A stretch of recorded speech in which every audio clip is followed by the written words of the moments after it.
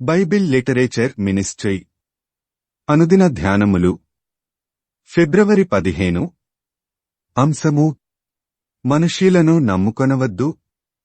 వాక్యము కీర్తనలు గ్రంథము 118వ అధ్యాయము 8వ వచనము.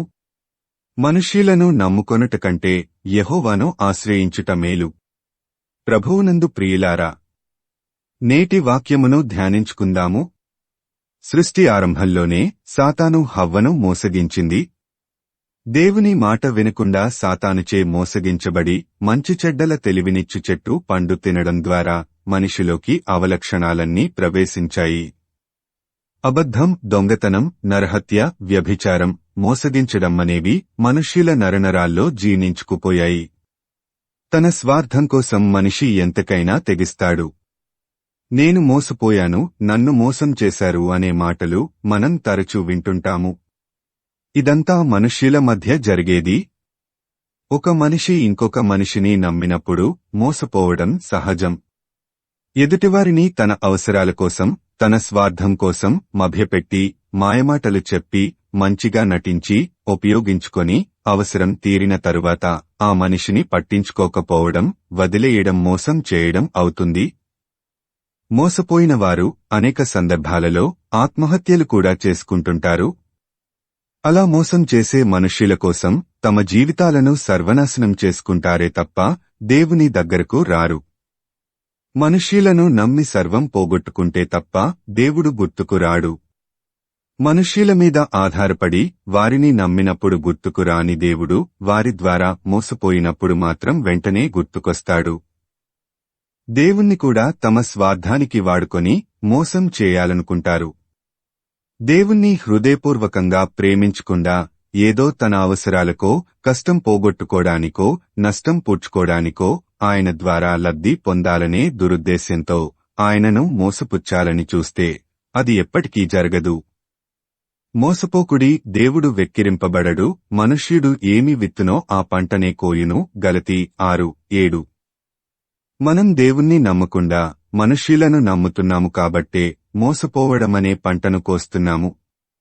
అయితే నమ్మదగిన దేవుణ్ణి హృదయపూర్వకంగా నమ్మితే మనుష్యుల ద్వారా మోసగింపబడకుండా దేవుడు కాపాడుతాడు. మనిషిని తన స్వరూపంతో, తన పోలిక చొప్పున చేశాడంటేనే దేవుడు మనిషిని ఎంత ప్రేమించాడో అర్థం చేసుకోవచ్చు.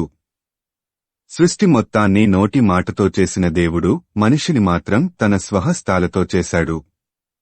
చేతితో తాకటం ద్వారా తన ప్రేమని చూపించాడు. తన నోటిలో నుండి నరుని నాసికారంధ్రములలోకి జీవవాయువును ఊదాడు. దేవుడు మనిషిని ఎంతగా ప్రేమించాడో ఇంతకంటే నిదర్శనం ఇంకేం కావాలి?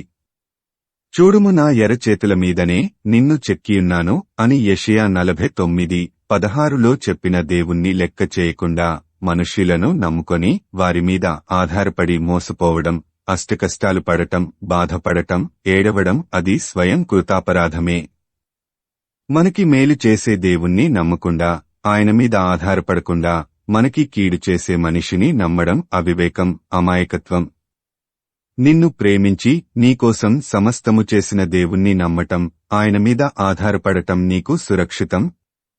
మరి నీవు దేవుణ్ణి నమ్మి ఆయన దగ్గరకు రావడానికి సిద్ధమా?